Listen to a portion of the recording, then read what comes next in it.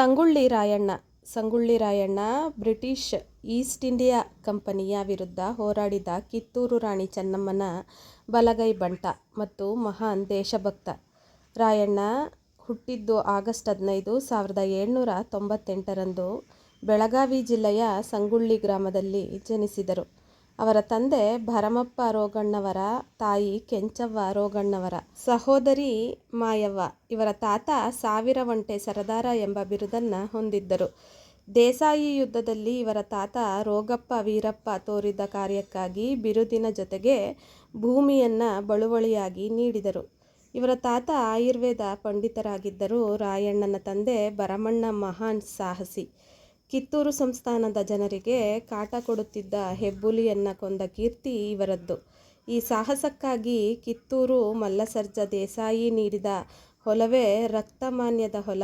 ಸಂಗೊಳ್ಳಿಯಲ್ಲಿನ ಗರಡಿ ಮನೆ ಅತ್ಯಂತ ಪ್ರಸಿದ್ಧಿ ಇರುವ ಗರಡಿ. ಸಂಗೊಳ್ಳಿ ರಾಯಣ್ಣ ಕಿತ್ತೂರು ರಾಣಿ ಚೆನ್ನಮ್ಮನ ಬಲಗೈ ಬಂಟ ಮತ್ತು ಒಬ್ಬ ಮಹಾನ್ ದೇಶಭಕ್ತರಾಗಿದ್ದರು. ಇವರು ಕಿತ್ತೂರು ಸಾಮ್ರಾಜ್ಯದ ಸೇನೆಯಲ್ಲಿ ಹಿರಿಯ ಸೇನಾಧಿಕಾರಿಯಾಗಿದ್ದರು. ಇವರು ಗೆರಿಲ್ಲಾ ಯುದ್ಧ ಮಾಡುವುದರಲ್ಲಿ ಪರಿಣಿತಿ ಹೊಂದಿದ್ದರು. 1824ರಲ್ಲಿ Kittur Chennamma British doctrine of lapse ಅಂದರೆ ಆಕ್ರಮಣ ನೀತಿ ವಿರುದ್ಧ ದಂಗೆ ಎದ್ದಾಗ ರಾಯಣ್ಣ ಹೋರಾಟದಲ್ಲಿ ಭಾಗವಹಿಸಿದ್ದರು. ರಾಣಿ ಚೆನ್ನಮ್ಮನವರನ್ನು ಬ್ರಿಟಿಷರು ಬಂಧಿಸಿದ್ದರು. ರಾಣಿ ಚೆನ್ನಮ್ಮನವರು ಸೆರೆಯಾದ ನಂತರ ಅವರು ಬ್ರಿಟಿಷರ ವಿರುದ್ಧ ಗೆರಿಲ್ಲಾ ಯುದ್ಧ ತಂತ್ರಗಳನ್ನು ಬಳಸಿದರು. ಗೆರಿಲ್ಲಾ ಯುದ್ಧ ಎಂದರೆ ಸಾಂಪ್ರದಾಯಿಕವಲ್ಲದ ಸಣ್ಣ ಮತ್ತು ವೇಗದ ಗುಂಪುಗಳು ದೊಡ್ಡ ಸುಸಜ್ಜಿತ ಸೇನೆಯ ವಿರುದ್ಧ ನಡೆಸುವ ಅಸಾಂಪ್ರದಾಯಿಕ ಹೋರಾಟ. ಸ್ಪ್ಯಾನಿಷ್ ಭಾಷೆಯಲ್ಲಿ ಲಿಟಲ್ ವಾರ್ ಅಥವಾ ಸಣ್ಣ ಯುದ್ಧ ಎಂದರ್ಥ. ಇದು ಹೊಂಚುದಾಳಿ, ಆಂಬುಷ್, ವಿಧ್ವಂಸಕತೆ ಮತ್ತು ಹಿಟ್ ಅಂಡ್ ರನ್ ಒಡೆದು ಹೋಗುವ ತಂತ್ರಗಳನ್ನು ಬಳಸಿಕೊಂಡು ಶತ್ರುಗಳನ್ನು ದಣಿಯುವಂತೆ ಮಾಡಿ ಸೋಲಿಸುವ ತಂತ್ರವಾಗಿದೆ. ಈ ಗೆರಿಲ್ಲಾ ದಾಳಿ ನಡೆಸಿ ಸರ್ಕಾರಿ ಕಚೇರಿಗಳನ್ನು ಧ್ವಂಸಗೊಳಿಸಿ ಬೊಕ್ಕಸಗಳನ್ನು ಲೂಟಿ ಮಾಡಿದರು. ಹೀಗೆ ಬ್ರಿಟಿಷರ ವಿರುದ್ಧ ಸ್ವಾತಂತ್ರ್ಯಕ್ಕೆ ಹೋರಾಟ ನಡೆಸಿದರು. ಆದರೆ ದ್ರೋಹಿಗಳ ಸಹಾಯ ಪಡೆದು ಬ್ರಿಟಿಷರು ರಾಯಣ್ಣನನ್ನು ಬಂಧಿಸಿದ್ದರು. ನಂತರ ರಾಯಣ್ಣನನ್ನು ಬ್ರಿಟಿಷರು ವಿಚಾರಣೆ ಮಾಡಿ ಮರಣದಂಡನೆ ನೀಡಿದರು. ಆತನ ಜೊತೆ ಇತರ 7 ಜನ ಅನುಯಾಯಿಗಳು ಕೂಡ ಮರಣದಂಡನೆ ವಿಧಿಸಿದರು.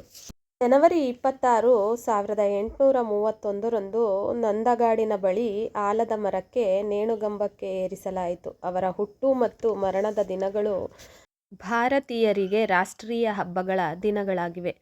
ಅವರು ಹುಟ್ಟಿನಿಂದ ಮರಣ ಹೊಂದುವ ತನಕ ಅಂದರೆ 35 ವರ್ಷಗಳ ಕಾಲ ತನ್ನ ಸರ್ವಸ್ವವನ್ನು ಕಿತ್ತೂರು ನಾಡಿನ ಸ್ವಾತಂತ್ರ್ಯಕ್ಕಾಗಿ ಅರ್ಪಣೆ ಮಾಡಿದವರು. ಸಂಗೊಳ್ಳಿ ಗ್ರಾಮದ ಬಿಚ್ಚುಗತ್ತಿ ಚನ್ನಬಸವಣ್ಣ ಮಾರುವೇಷದಲ್ಲಿ ರಾಯಣ್ಣ ಅಂತಿಮ ಸಂಸ್ಕಾರದಲ್ಲಿ ಪಾಲ್ಗೊಂಡು ಇವನ ಸಮಾಧಿಯ ಮೇಲೆ ಆಲದ ಸಸಿ ನೆಡುವ ಮೂಲಕ ತನ್ನ ಗೆಳೆಯರಿಗೆ ಅಂತಿಮ ನಮನ ಸಲ್ಲಿಸಿದರು. ಸಂಗೊಳ್ಳಿ ರಾಯಣ್ಣನ ನಿಸ್ವಾರ್ಥ ಹೋರಾಟ, ದೇಶಪ್ರೇಮ ಯುವ ಜನತೆಯಲ್ಲಿ ಸ್ಫೂರ್ತಿಯನ್ನು ತುಂಬುತ್ತದೆ. ಇದ್ದರೆ ರಾಯಣ್ಣನಂತಹ ದೇಶಪ್ರೇಮಿಗಳಿರಬೇಕು ಎನ್ನುವುದು ಎಲ್ಲರ ಮಾತಾಗಿದೆ.